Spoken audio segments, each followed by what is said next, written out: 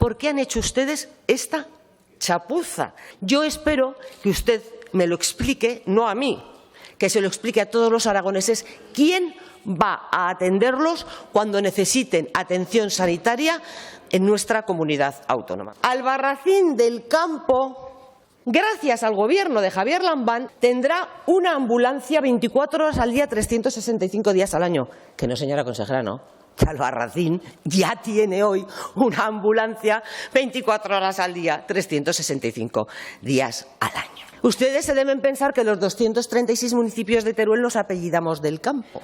Cantavieja del Campo ya tiene una ambulancia 24 horas al día, 365 días al año. Pero ustedes no han hecho este cartel de Orihuela del Tremedal del Campo, ¿verdad?